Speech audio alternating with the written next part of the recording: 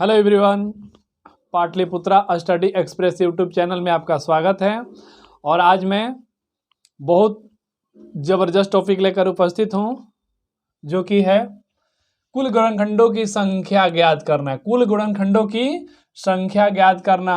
सम गुणनखंडों यानी कि even factor, total factor ये हो जाएगा इवन फैक्टर, ये हो जाएगा आपका विषम गुणनखंड यानी ऑड फैक्टर हो जाएगा, अभाज्य गुणनखंड यानी प्राइम फैक्टर हो जाएगा, और सभी गुणनखंडों का योग ज्ञात करना।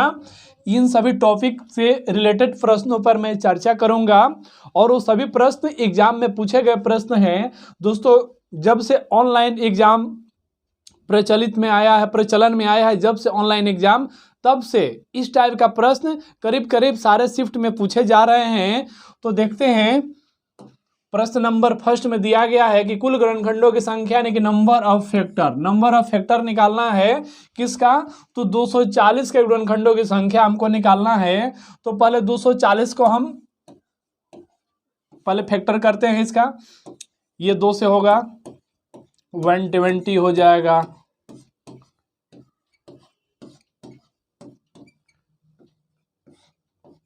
ये हो गया। तो इसमें हमको क्या मिला? 1 2 3 4, 2 मिला। इसका फैक्टर हमको मिला 2 के पावर 4 गुना 3 कितना मिला? तो 3 हमको 1 3 मिला है। और 5 कितना मिला? तो 1 5 मिला है। इसका फैक्टर कर लिए हम।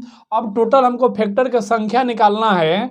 तो करते हैं क्या इसमें कि पावर में क्या है? 2 के पावर 4 यानी 2 4 बार है, 3 1 बार है और 5 1 बार है। टोटल गुणनखंडों की संख्या निकालेंगे जब, यानी गुणनखंड की जब संख्या निकालने जाएंगे तो गुणनखंडों की संख्या बराबर यहाँ पर हो जाएगी, जैसे 2 के पावर 4 दिया तो पावर में जितना दिया है उससे 1 बढ़ाएंगे। तो 4 दिया है तो क्या करेंगे? 4 + 1 हो जाएगा। फिर इसमें क्या दिया है? 1 दिया है, इंटू 1 + 1 हो जाएगा। फिर इसका पावर क्या दिया है? 1 दिया है, यानी कि 1 + 1 हो जाएगा। सबके पावर में 1 1 जोड़ करके और उसका मल्टीप्लाई करेंगे तो 4 1 हो गया 5, 2 2 1 1 2 हो गया, 1 1 2 हो गया। अब इसका मल्टीप्लाई हम करेंगे तो 5 दूना 10, 10 दूना 20, यानी कुल गुणनखंडों की संख्या कितनी हो गई? 20 हो गई। यानी कि ऑप्शन नंबर सी आपका आंसर होगा।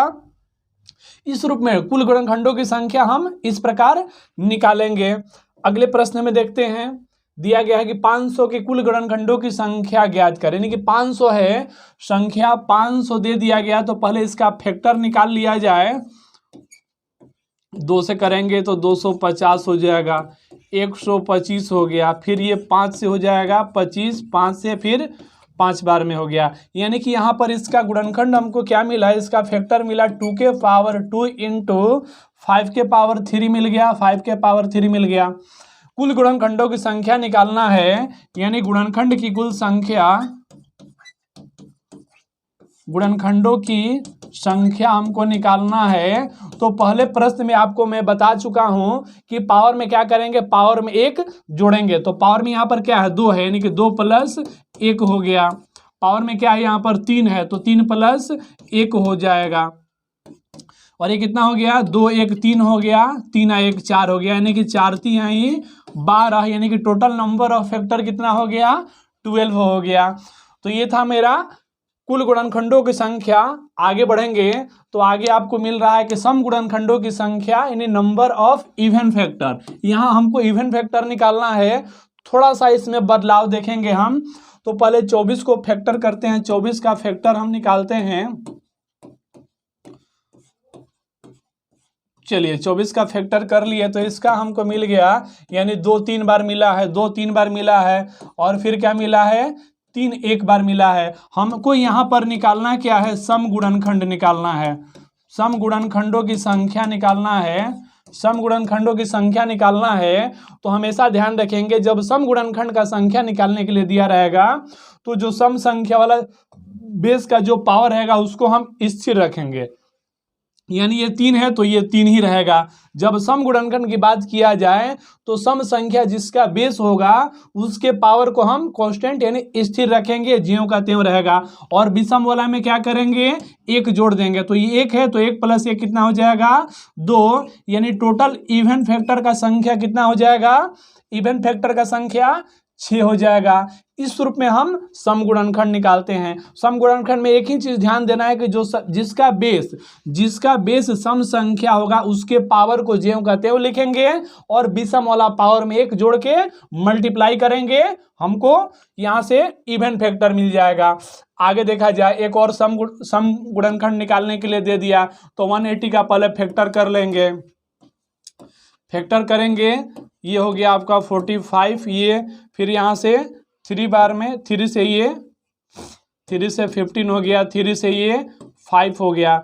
अब यहाँ से देख लिया जाए इसका गुणनखंड किस रूप में आ रहा है, तो 2 के पावर 2 गुना 3 के पावर 2 गुना 5 के पावर 1। ठीक है, हमसे क्या पूछा है, सम गुणनखंड पूछा है। तो सम गुणनखंड में क्या करते हैं कि जिसका बेस सम संख्या होगा उसको हम स्थिर रखेंगे।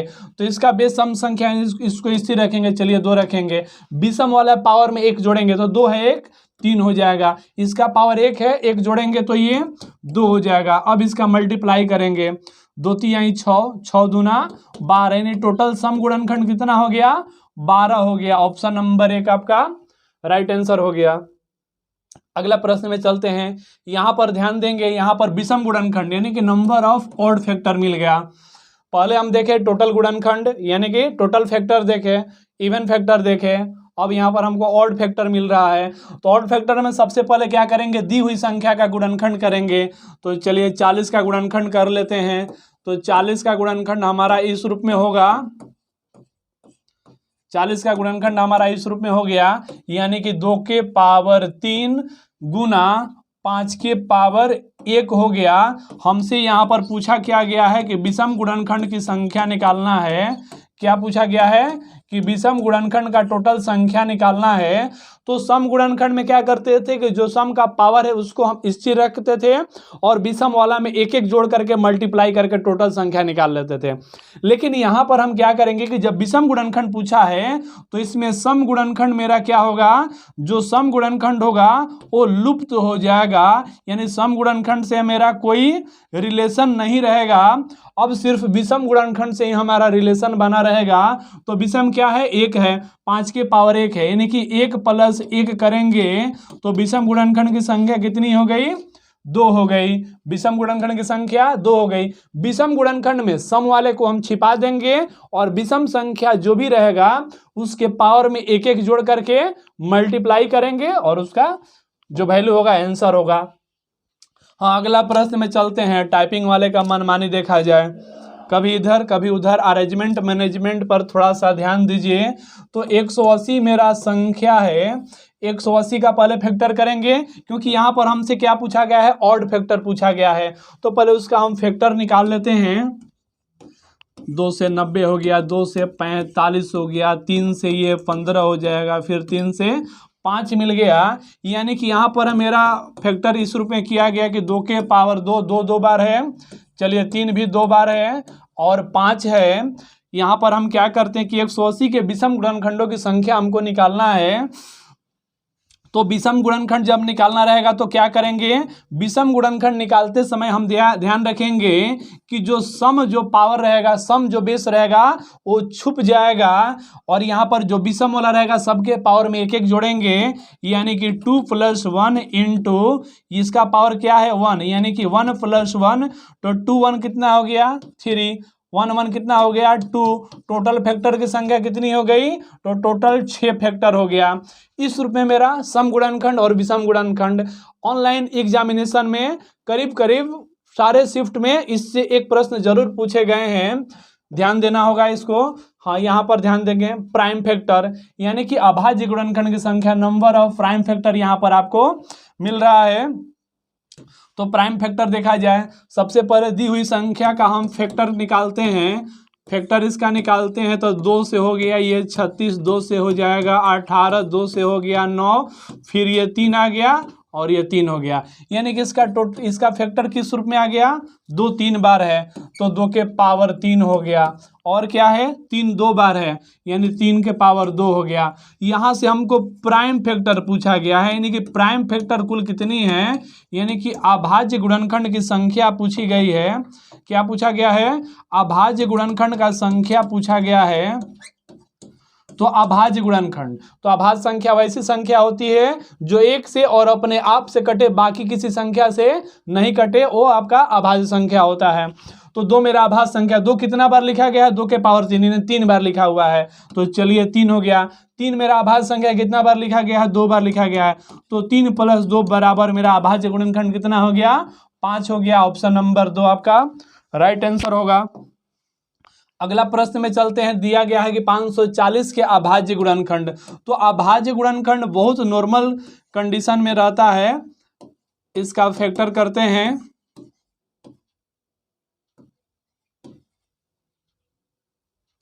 फिर 3 से होगा ये, 3 चौका 12, 3 पाँचे 15, 3 से होगा ये 15 बार में 3 से हो गया ये 5, यानी कि 2 इसमें 2 बार मिला। क्या इसका गुणनखंड किस रूप में आया मेरा, तो 2 के पावर 2। 3 कितना बार मिला, तो 3 मेरा 3 बार मिल गया। चलिए 3 3 बार मिल गया। 5 कितना बार मिला, तो 5 1 बार मिला, 5 के पावर 1 हो गया। अब क्या पूछा गया है आपसे, इसमें पूछा गया है अभाज्य गुणनखंड।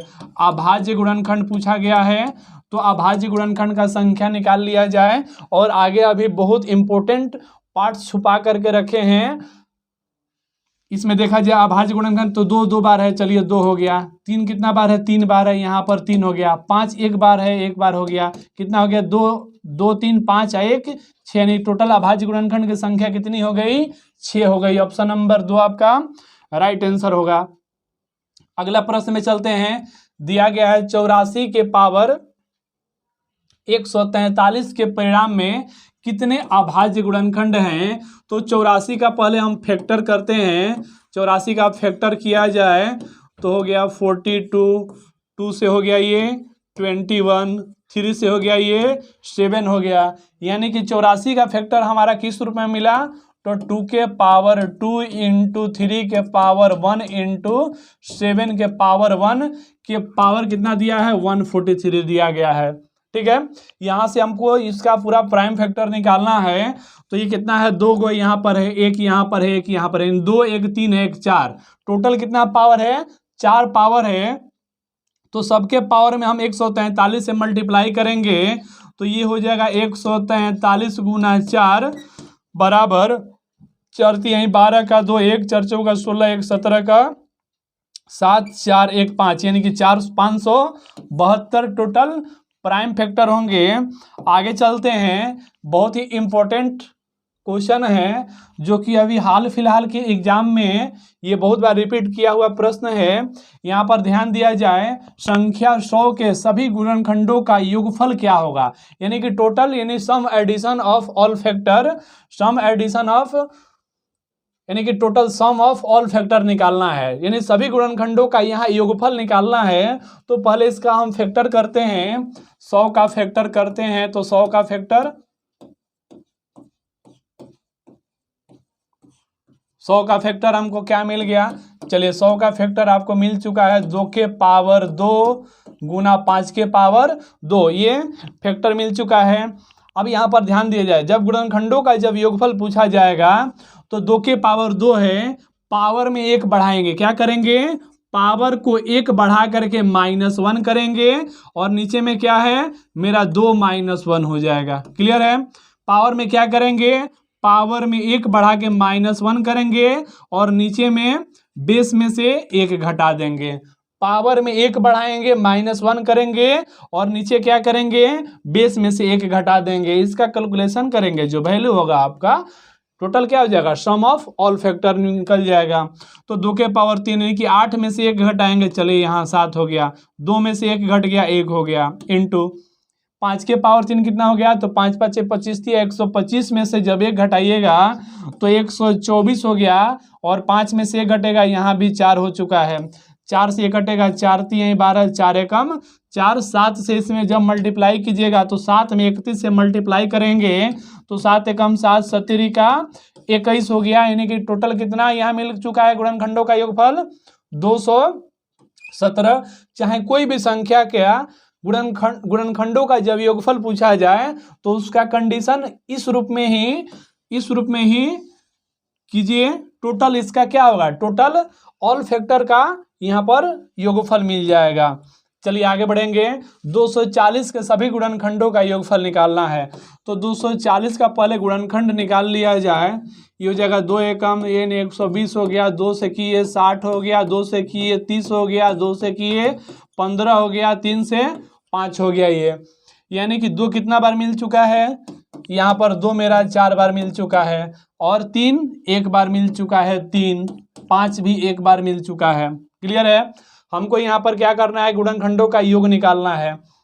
तो पावर में 1 बढ़ाते हैं, पावर को क्या करते हैं 1 बढ़ाते हैं -1, बेस में से 1 घटाएं, बेस 2 है तो 2 -1 करें इंटू 3 के पावर 1 है तो पावर में 1 बढ़ा के -1 और बेस -1 करते हैं।